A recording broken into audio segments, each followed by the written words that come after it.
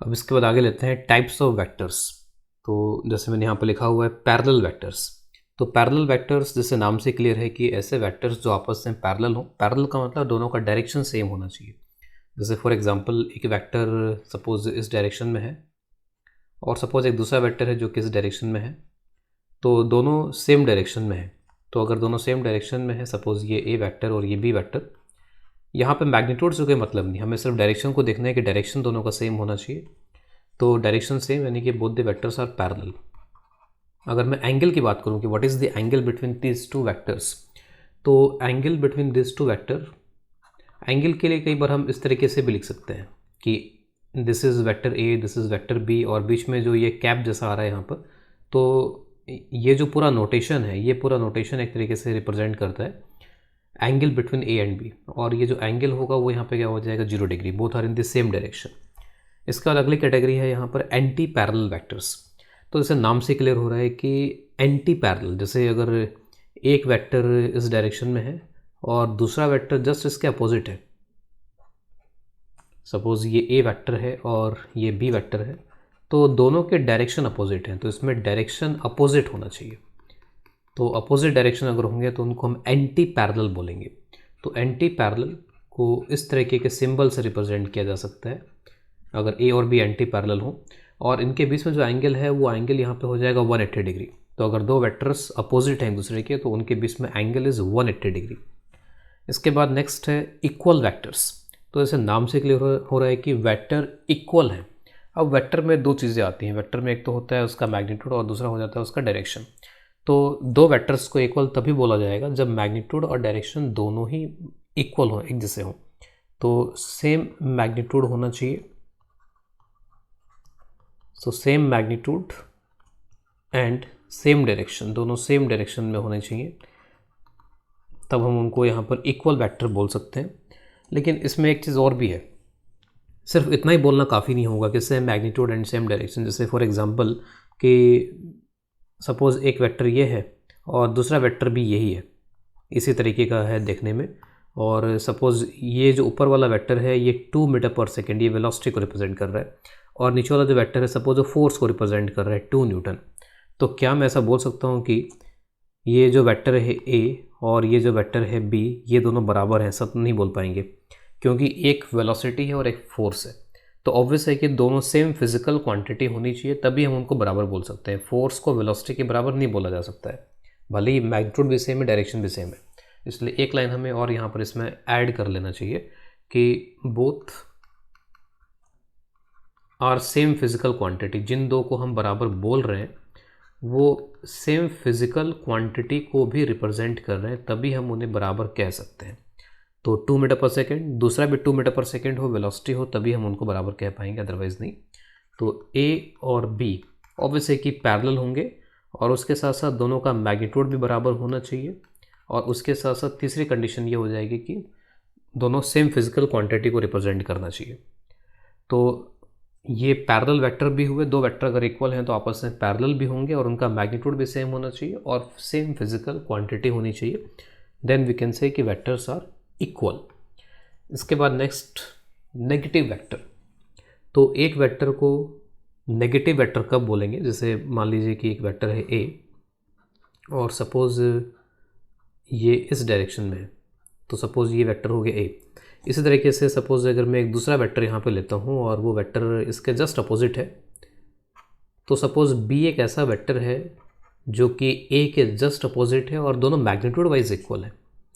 तो A and B are opposite and having same magnitude, दोनों का जो मैग्नीट्यूड है वो बराबर है।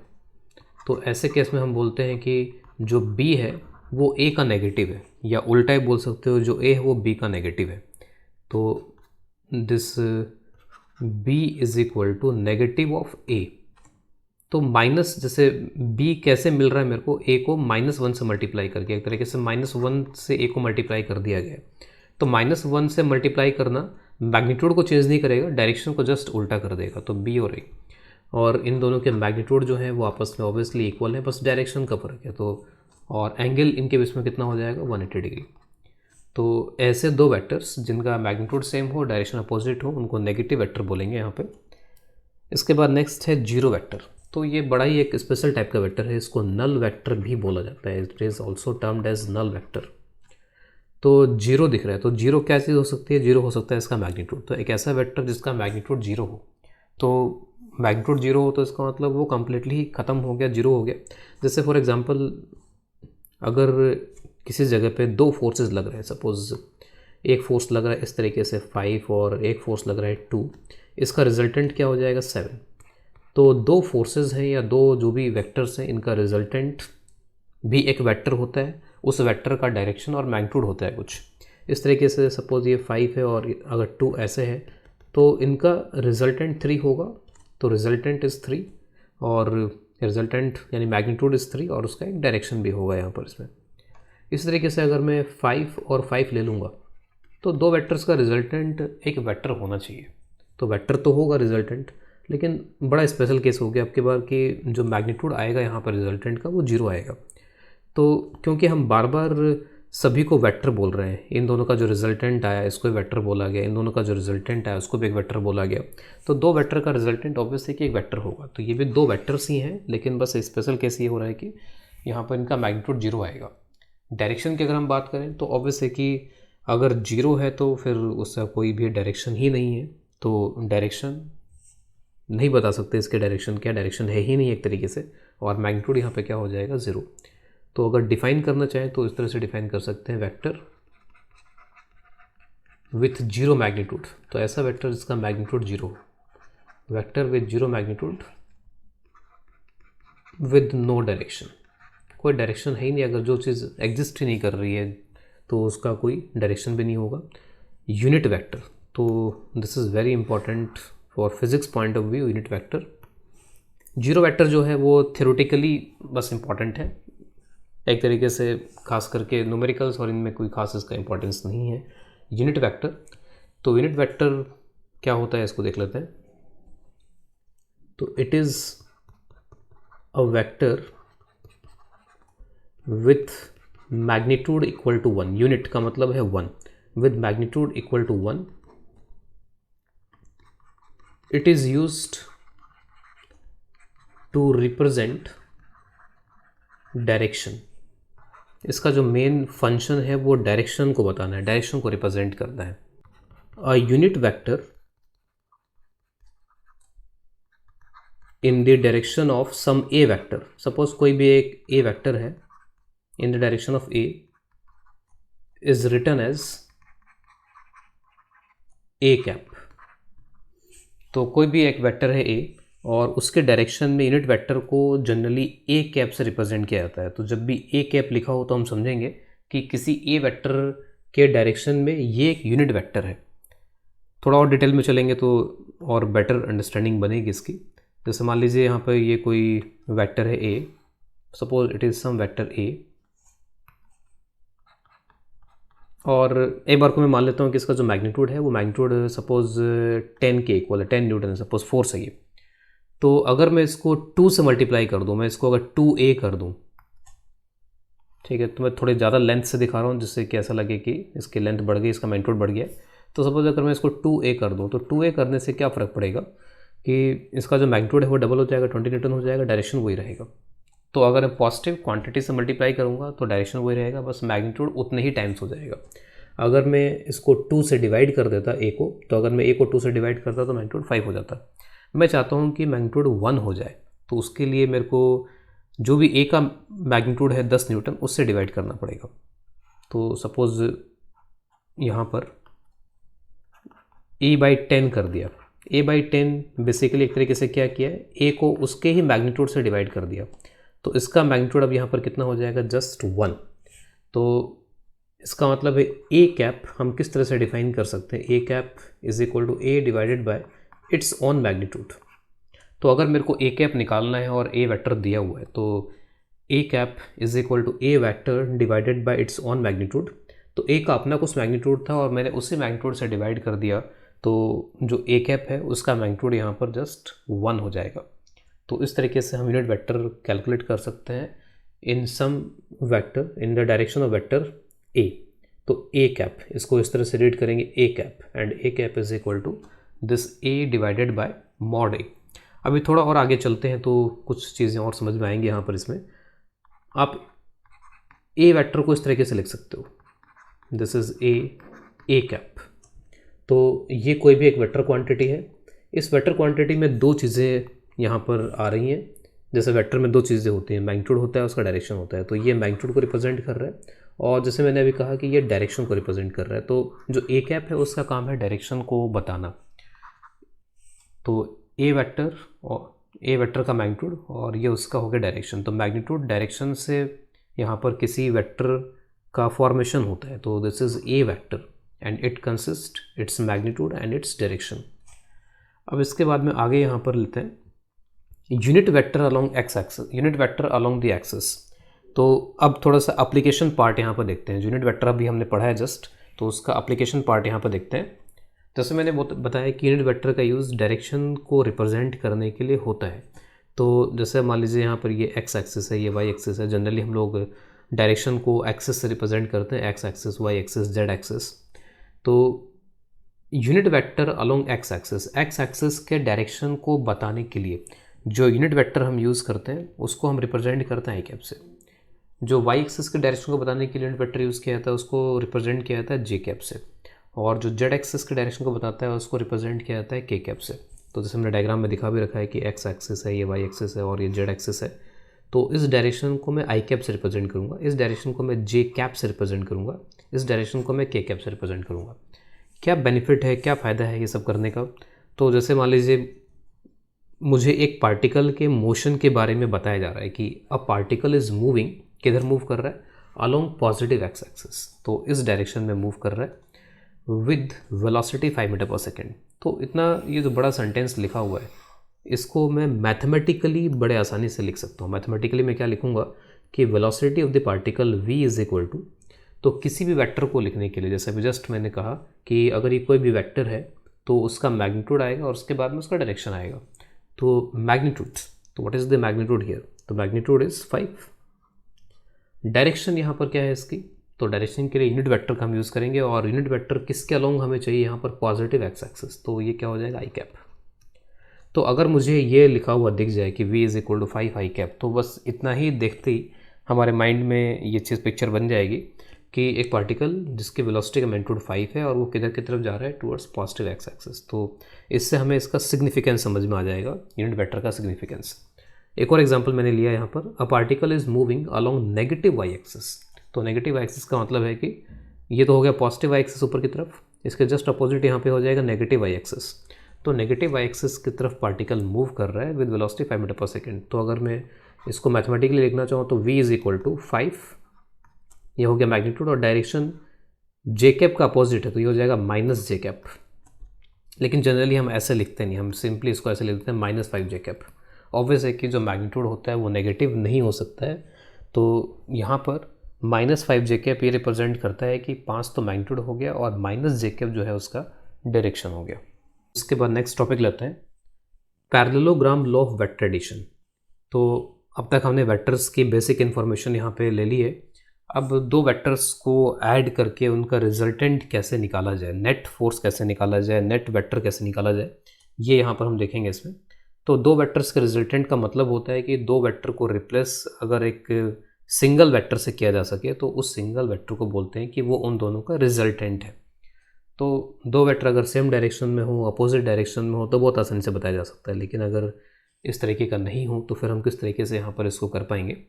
तो सपोज़ एक वेक्टर है ए जो ये इस तरह से दिखाया गया है, और एक वेक्टर है बी, और दोनों वेक्टर्स के बीच में जो एंगल है थीटा है, तो मुझे इनका रिजल्टेंट चाहिए। तो पैरेललोग्राम लॉ ये बोलता है कि आप वेक्टर्स को ज्वाइन कर लो टेल टू टेल। तो टेल टू टेल वेक्टर्स यहाँ पर ज्वाइन हो रखे हैं और इन दोनों वेक्टर से एक पैरेललोग्राम कंप्लीट कीजिए। तो इन दोनों वेक्टर से पैरेललोग्राम कैसे कंप्लीट होगा? तो उसके लिए हम क्या करते हैं कि बी जो है, इस बी से एक पैरेलल लाइन ड्रॉ करते हैं जो कि ए के पैरेलल हो। तो बी से ए के पैरेलल यहाँ पे ड्रॉ कर दिया, और उसके बाद में फिर यहाँ से बी के पैरेलल ड्रॉ कर लिया। तो इससे एक पैरेललोग्राम यहाँ पे कंप्लीट होता हुआ दिखेगा। This is a parallelogram. अब ये जो पैरेललोग्राम है इसमें जो दोनों का जो जहाँ पे टेल मिल रहे हैं उस पॉइंट से अगर मैं अपोजिट कॉर्नर यानी कि एक डायगोनल बना लूँ तो ये जो डायगोनल है ये डायगोनल यहाँ पर रिप्रेजेंट करेगा रिजल्टेंट को। तो लेट अस रिप्रेजेंट दिस। तो ये डायगोनल मैंने ड्रॉ कर लिया है और ये जो डायगोनल है ये रिप्रेजेंट कर रहा है यहाँ पे रिजल्टेंट वेक्टर को। This is our R vector. Technically mathematically we can write कि जो आर वेक्टर है this is equal to vector A plus vector B, यानी ए और बी का रिजल्टेंट है यहाँ पर ये आर वेक्टर। तो R is the resultant of A and B. तो हमें दिख रहा है कि यहाँ पर आर जो है वो ए और बी के बीच में ही कहीं ना कहीं लाई कर रहा है। तो R is between A and B. अब मैं आर कैलकुलेट करना चाहता हूँ। तो आर कैलकुलेट करने का मतलब क्या है, मुझे आर का मैग्नीट्यूड निकालना पड़ेगा और उसके साथ साथ उसका डायरेक्शन निकालना पड़ेगा कि वो किस डायरेक्शन में है। क्योंकि किसी भी वेक्टर को कैलकुलेट करने का मतलब ही सीधा सीधा ये होता है कि उसका मैग्नीट्यूड पता चल जाए और उसका डायरेक्शन पता चल जाए। तो मैग्नीट्यूड के लिए यहाँ पर हम कुछ कंस्ट्रक्शंस कर रहे हैं इसके मैग्नीट्यूड को कैलकुलेट करने के लिए। जस्ट इस लाइन को एक्सटेंड कर रहा हूँ, यहाँ पर आगे कंस्ट्रक्शन कर रहे हैं और यहाँ से एक परपेंडिकुलर ड्रॉप कर लेते हैं। तो सपोज़ ये परपेंडिकुलर हो गया। अब यहाँ पर एक राइट एंगल ट्राइंगल दिखेगा जिसमें ये हाइपोटेनस होगा और ये बाकी के दो साइड्स होंगी। तो ये जो राइट एंगल ट्राइंगल यहाँ पर इसके अंदर बन रहा है, इस राइट एंगल ट्राइंगल में हाइपोटेनस हमें कैलकुलेट करना है और हमें ये बेस पूरा पता होना चाहिए और ये हाइट पता होना चाहिए। पाइथागोरस यूज़ करेंगे और उससे ये आर निकाल लेंगे। तो पता करते हैं इसको। तो यहाँ पर आप ज्योमेट्रिकली देखो तो ये डायरेक्शन और ये डायरेक्शन, तो ये डायरेक्शन और ये डायरेक्शन इसके उसमें एंगल थीटा है। इस तरीके से ये और ये बिल्कुल वैसे दिख रहा है। तो ये एंगल भी यहाँ पर थीटा के ही इक्वल हो जाएगा। तो this angle is also equal to theta. अब इसमें ये जो लेंथ है, ये लेंथ एक तरीके से b का मैग्नीट्यूड, सिंपली मैं इसको b लिख रहा हूँ यहाँ पर, अदरवाइज मॉड b भी लिखा जा सकता है। तो उतना लंबा चौड़ा सिंबल यूज़ नहीं कर रहा हूँ। और ये जो है लेंथ, ये जो ट्राइंगल है इसमें यहाँ तक की जो लेंथ होगी वो लेंथ यहाँ पर a के मैग्नीट्यूड के बराबर होगी। तो अभी मुझे ये लेंथ निकाल लेनी होगी कि ये लेंथ कितनी है और मुझे ये लेंथ कैलकुलेट कर लेनी होगी कि ये लेंथ कितनी है। तो ये लेंथ कैसे कैलकुलेट करेंगे, तो इस छोटे ट्राइंगल का हम यूज़ करेंगे इसके अंदर। तो इस ट्राइंगल में अगर आप कॉस थीटा देखो तो cos theta is equal to B divided by, तो ये जो क्वांटिटी है वो यहाँ पर हमें कैलकुलेट करनी है। Sorry, cos theta is equal to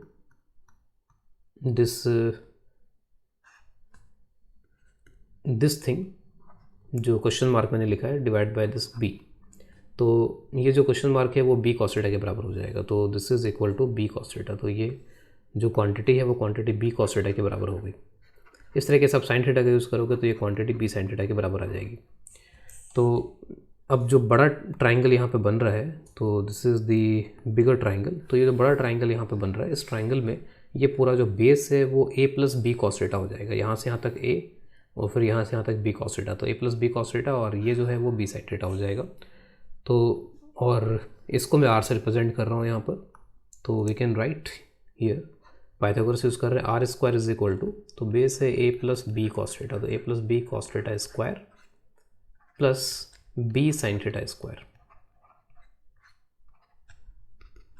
तो इसको थोड़ा ओपन कर लेंगे तो A square plus B square cos square theta plus 2ab cos theta, B square sine square theta. इसमें बी स्क्वायर कॉमन लेकर के cos square theta plus sine square theta होगा तो it will give B square. तो A square plus B square plus 2ab cos theta. ये R square है, अगर are calculate करेंगे तो आर इज इक्वल टू, ये हो जाएगा A square plus B square plus 2ab cos theta. तो ये आर सिर्फ यहाँ पर अभी जो निकला है वो मैग्नीट्यूड आया है इसका। R is the magnitude of two vectors A and B. It is the magnitude of the resultant. अब ये रिजल्टेंट ऑब्वियस है कि ए के मैग्नीट्यूड पर डिपेंड कर रहा है, बी के मैग्नीट्यूड पर डिपेंड कर रहा है और उसके साथ साथ ए और बी के बीच में क्या एंगल है उस पर भी डिपेंड कर रहा है। तो ऑब्वियस सी बात है कि इन चीज़ों पर इसको डिपेंड करना चाहिए। और कॉस थीटा जो होता है इसकी वैल्यू जो होती है मिनिमम -1 होती है जब एंगल 180 डिग्री होता है ए और बी के बीच में, और जब कॉस थीटा 1 होता है जब एंगल 0 डिग्री होता है ए और बी के बीच में। तो आर की एक मिनिमम और मैक्सिमम वैल्यू यहाँ पर एग्जिस्ट करेगी। तो आर इज़ मैक्सिमम, आर कब मैक्सिमम होगा, व्हेन कॉस थीटा की वैल्यू 1 हो जाए। और कॉस थीटा की वैल्यू 1 होने का मतलब कि इस डायग्राम में जो थीटा दिख रहा है between the vectors A and B, ये थीटा क्या हो जाए 0 डिग्री, यानी कि ए और बी जो हैं वो आपस में पैरेलल हो, तब जाकर के यहाँ पे आर की वैल्यू मैक्सिमम होगी, मैक्सिमम रिजल्टेंट हमको मिलेगा। मैक्सिमम रिजल्टेंट कितना मिलेगा, तो इसका आंसर निकालते हैं। तो maximum resultant is, cos theta को अगर आप यहाँ पे 1 रख दो तो A square plus B square plus 2ab, तो it is under root A plus B whole square बन जाएगा। और इसको फाइनली आप a प्लस बी लिख सकते हो। तो अगर दो वेक्टर्स के बीच में एंगल 0 डिग्री है तो सिंपली उनके मैग्नीट्यूड्स को ऐड कर सकते हैं। अगर मैं थोड़ा ज़्यादा टेक्निकल तरीके से लिखूं तो r वेक्टर का mod maximum, this is equal to mod of a plus mod of b। तो इतना ये भारी भरकम जो सिंबल यूज़ करने की बजाय सिंपली हम a और b यहाँ पे लिख देते हैं, तो उससे भी क्लियर हो जाता है कि हम मैग्नीट्यूड की बात कर रहे हैं। अगर हम मिनिमम की बात कर रहे हैं यहाँ पर, what is the minimum resultant which is possible for this two vectors, तो r is minimum, cos theta minimum हो जाए तो कॉस थीटा मिनिमम होता है -1, और ये तब होता है जब थीटा 180 डिग्री हो जाए। और इस केस में a और b कैसे हो जाएंगे, अपोजिट, a और b एंटी पैरेलल होंगे। तो r की जो मिनिमम वैल्यू आएगी, कॉस थीटा को -1 रखा तो a square plus B square minus 2ab, तो under root a minus B का होल स्क्वायर, या आप b माइनस ए का होल स्क्वायर भी लिख सकते हो। तो आंसर जो है a माइनस बी भी हो सकता है अगर a ज़्यादा हुआ तो, या आंसर b माइनस ए भी हो सकता है अगर b ज़्यादा हुआ तो इस परेशानी से बचने के लिए हम लोग इसको लिख देते हैं mod of a minus B, यानी a और b का डिफरेंस लो, वो डिफरेंस नेगेटिव आ गया तो मॉड के साइन से वैसे ही पॉजिटिव हो जाएगा। a माइनस बी का डिफरेंस अगर पॉजिटिव आ गया तो मॉड लगा हुआ है तो पॉजिटिव ही रहने देगा फिर उसको वो, तो जो भी रिज़ल्ट मेरे को मिलेगा पॉजिटिव रिजल्ट मिल जाएगा यहाँ से। बस ये एक मैथमेटिकल चीज़ है। अदरवाइज़ कभी भी अगर हमें दिख रहा है कि एक फोर्स 7 है, एक फोर्स 5 है, तो सीधे सीधे हम आंसर बोल देंगे 2 न्यूटन है। तो सिर्फ हमें डिफरेंस लेना उन दोनों का, तो 7 और 5, बस ये देख लेंगे 7 और 5 का क्या डिफरेंस आएगा। तो that is the magnitude of the resultant. अभी तक हमने सिर्फ मैग्नीट्यूड देखा है यहाँ पे, लेकिन अब जो रिजल्टेंट आ रहा है वो किस डायरेक्शन में आ रहा है, तो डायरेक्शन का मतलब है एंगल बताना पड़ेगा। तो डायग्राम में मैं इस एंगल को कैलकुलेट कर रहा हूँ which is phi here. Phi यहाँ पर आर का किसके साथ एंगल है, ए के साथ, ठीक है। तो अगर मैं फाई यहाँ पे कैलकुलेट करूँ तो बहुत आसानी से हम फाई बता सकते हैं, यहाँ पे कोई ज़्यादा दिक्कत होनी चाहिए हमको। यहाँ पर डायग्राम में हमें ये बड़ा ट्राइंगल दिख रहा होगा और इसमें हम tan फाई निकाल सकते हैं, we can find tan phi here. तो tan फाई ये b साइन थीटा हो जाएगा ऊपर, और डिनोमिनेटर में यहाँ पे क्या आ जाएगा, a plus B cos theta. Phi यहाँ पर किसके बीच में एंगल है, phi is angle between vector r and vector a। अगर मैं r और b के बीच में एंगल निकालना चाहता हूँ तो फिर यहाँ पर या तो फाई निकाल लो और थीटा माइनस फाई कर दो, तो ये वाला एंगल आ जाएगा r और b के बीच में, या फिर जहाँ पर भी इसमें b आ रहा है b की जगह पे a पुट करना पड़ेगा। यहाँ पे a साइन थीटा, यहाँ पे फिर b, और यहाँ पे फिर a कॉस थीटा, तो उससे डायरेक्टली आपको किसके बीच में एंगल मिल जाएगा, r और b के बीच में। तो यहाँ पर हमें ये डायग्राम ध्यान में रखना पड़ेगा। वैसे इन फार्मूलेज़ की बहुत ज़्यादा ज़रूरत होती नहीं है, लेकिन फिर भी अगर हम इन फार्मूलेज़ को यूज़ कर रहे हैं तो हमें क्लियरली पता होना चाहिए कि a और b कैसे कैसे लिए गए थे और जो एंगल है फाई वो किन के बीच में है। अदरवाइज़ इसमें गलती होने के चांसेस हो सकते हैं, हो सकता है कि हम गलती से r और b के बीच का एंगल निकाल दें। तो इसमें ये दो जो रिज़ल्ट हैं, इन रिज़ल्ट्स को हम इसमें ध्यान में रखें। कौन कौन से दो रिज़ल्ट्स आए यहाँ पर, एक तो रिज़ल्टेंट का मैग्नीट्यूड निकालने का रिज़ल्ट आ गया, उसमें दो स्पेशल केसेस हमने देख लिए कि कब मैक्सिमम होगा कब मिनिमम होगा। इसके अलावा डायरेक्शन निकालने के लिए रिजल्टेंट किस डायरेक्शन में आया है, डायरेक्शन भी इंपॉर्टेंट है क्योंकि वेक्टर क्वांटिटी है, तो डायरेक्शन क्या है वो यहाँ से हम निकाल सकते हैं।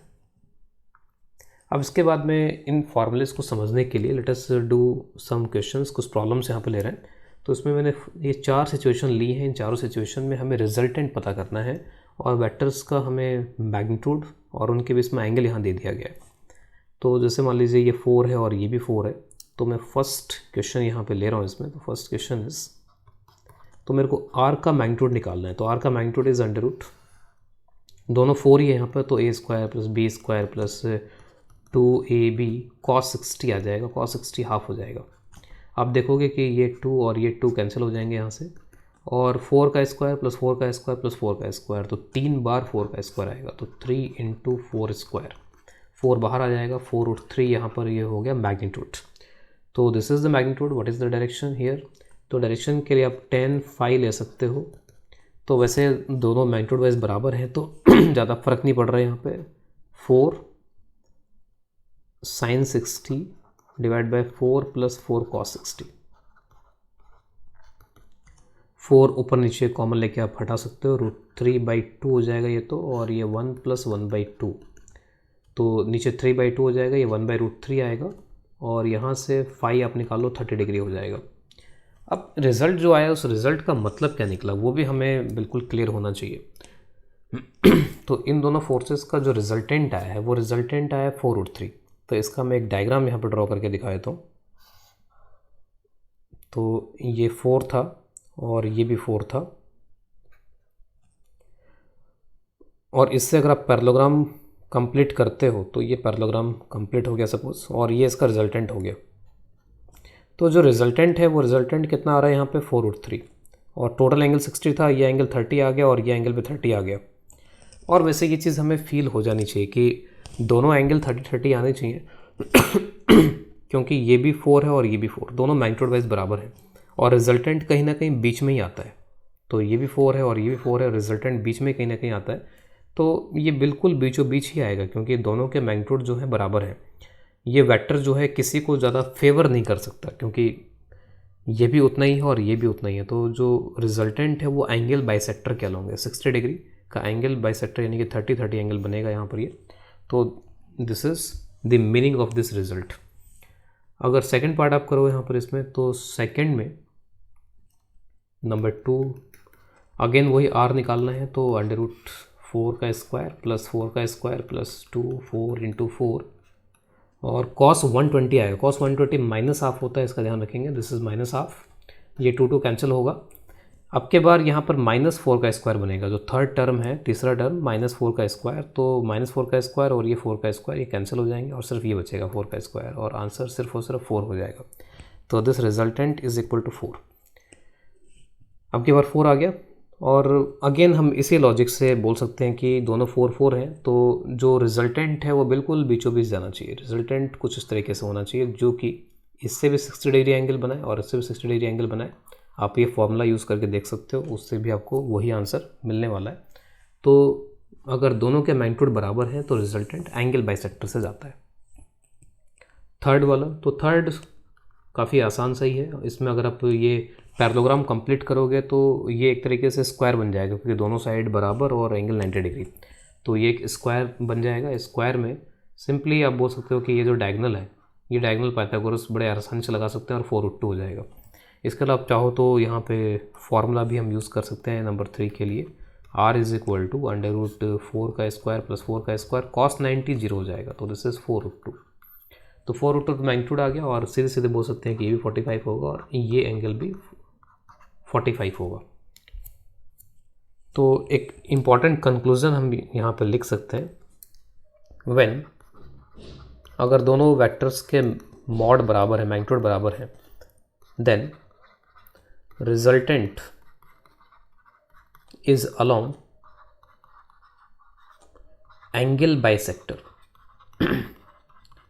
इसके अलावा जो 3 एग्जाम्पल मैंने लिए हैं इसमें कुछ और कंक्लूजन निकाल सकते हैं जो कि हमारे लिए काफ़ी यूज़फुल होंगे, और डिफरेंट प्रॉब्लम्स में इन कंक्लूजन्स को अगर हम याद रखते हैं तो बहुत जल्दी क्वेश्चंस भी कर सकते हैं। जैसे पहले वाले में यहाँ पर क्या हुआ है कि ये 4 का स्क्वायर, ये 4 दिया हुआ था, अब 4 दिया हुआ था और एंगल 60 डिग्री था। तो आप देखो जो रिजल्टेंट आया है उसमें 4 दिख रहा है और 4 के साथ बस एक्स्ट्रा यहाँ पे क्या दिख रहा है, √3। अगर मैंने 5 दिया होता तो 5 √3 हो जाता, अगर मैंने 6 दिया होता तो 6 √3 हो जाता। तो अगर दोनों के मैग्नीट्यूड बराबर हैं, एंगल 60 डिग्री है, तो बस √3 का एक्स्ट्रा फैक्टर आएगा बस। इसी तरीके से दोनों के मैग्नीट्यूड बराबर हैं और एंगल 120 डिग्री है, तो एग्जैक्टली उतना ही रिजल्टेंट आ जाएगा जो इंडिविजुअली इनके बराबर होगा। अगर मैंने 5 दिया होता तो ये 5 आ जाता, अगर मैंने यहाँ 6 दिया होता तो ये भी 6 आ जाता। तो this 2 are very important results कि 60 डिग्री में √3 से मल्टीप्लाई हो गया 120 डिग्री में उतना ही रिजल्टेंट आ गया। अब आप देखो कि वही 4 और 4 है, वही 4 और 4, वही 4 और 4, 4 और 4 को यहाँ पे जोड़ने से 4 और 3 हो जाता है, 4 और 4 को ऐड करने से 4 हो जाता है, 4 और 4 को यहाँ पर ऐड करने से 4√2 हो जाता है। तो इस तरीके से यहाँ पर वही दो वेक्टर्स हैं जिनके मैग्नीट्यूड 4 और 4 है, लेकिन एंगल चेंज करने से उनका जो रिजल्टेंट है वो चेंज हो जाता है। तो इसका मतलब एंगल एक इम्पॉर्टेंट रोल प्ले कर रहा है यहाँ पर। इसी तरीके से 3 और 4, तो 3 और 4 90 डिग्री एंगल पर हैं और बहुत आसानी से इसको भी किया जा सकता है। इसको अगर आप कंप्लीट करोगे तब के बाद एक रेक्टेंगल बनेगा। रेक्टेंगल क्यों? क्योंकि एक साइड 3 के बराबर, एक साइड 4 के बराबर, और ये जो डायगोनल है वो सीधा सीधा दिख जाएगा कि 5 होगा यहाँ पर, क्योंकि एंगल 90 डिग्री आ गया। तो 3 का स्क्वायर प्लस 4 का स्क्वायर, सीधे सीधे पाइथागोरस यहाँ पर दिख रहा है इसमें मेरे को। अगर आप ये एंगल बताना चाहो तो एंगल के लिए हम जो भी हमारे फार्मूला है इस तरीके का उसका यूज़ कर सकते हैं, या फिर डायरेक्टली आप इस डायग्राम को देखो तो इस डायग्राम को देख करके इस लास्ट पार्ट के लिए बिना किसी फॉर्मूले के सीधे से लिख सकते हैं कि 10 फाई। What is 10 phi here? तो ये जो हाइट है ये 3 के बराबर है और ये जो बेस है ये 4 के बराबर हो जाएगा। दिस इज़ 3/4 और यहाँ से फाई जो है वो 37 डिग्री हो जाता है। इसका ध्यान रखेंगे। 10 फाई 3/4 का मतलब फाई 37 डिग्री। यहाँ पर एंगल बाइसेक्टर के अलोंग नहीं है, 45 नहीं हुआ, ये 53 डिग्री हो गया। और इसमें एक चीज़ और गौर करने वाली है कि एंगल बराबर बराबर तो नहीं है, लेकिन एंगल 37 इससे बन रहा है यानी कि एंगल कम है, और 53 बन रहा है यानी कि यहाँ पर एंगल थोड़ा ज़्यादा है। तो एंगल ज़्यादा किससे बन रहा है यहाँ पर रिजल्टेंट का? जो वेक्टर मैग्नीट्यूड वाइज कम है, जो वेक्टर मैग्नीट्यूड वाइज ज़्यादा है उससे एंगल कम बन रहा है। यानी कि वेक्टर जो है, जो रिजल्टेंट है, ये 4 की तरफ ज़्यादा झुका हुआ है ऐसा बोल सकते हैं, और 3 से ज़्यादा डिस्टेंस बना रखा है। तो 3 से इसने डिस्टेंस ज़्यादा बना रखा है, 4 से इसने डिस्टेंस कम बना रखा है। तो कह सकते हैं कि अगर दो अनइक्वल मैग्नीट्यूड वाले वेक्टर हैं, उनके मैग्नीट्यूड अगर बराबर नहीं है तो जो रिजल्टेंट है वो ज़्यादा मैग्नीट्यूड की तरफ झुका हुआ रहेगा। और अगर हमने डायग्राम थोड़ा अच्छे से बनाया, जैसे 3 को थोड़ा छोटा दिखाया है, 4 को थोड़ा बड़ा दिखाया है, तो अगर मैं रिजल्टेंट बनाऊंगा ऐसे थोड़े यहाँ पर लेंथ को ध्यान में रखते हुए अगर हमने डायग्राम बना रखा है, मैग्नीट्यूड को ध्यान में रखते हुए डायग्राम बना रखा है, तो ये डायग्राम भी हमको बता देगा कि एंगल कम होगा और ये एंगल ज़्यादा होगा। कितना होगा वो तो हमें पता होना चाहिए। जैसे 3/4 था तो इसके लिए हमको पता होता है, अदरवाइज़ 3/4 नहीं भी होता, कुछ और होता, तो ये डायग्राम इतना तो हमको बता देता कि ये एंगल कम होगा और ये एंगल ज़्यादा होगा। तो कम एंगल यानी कि जो रिजल्टेंट है उसका झुकाव, वो झुका हुआ है ज़्यादा की तरफ, यानी कि इसका वेटेज ज़्यादा है, इसका वेटेज एक तरीके से कम है।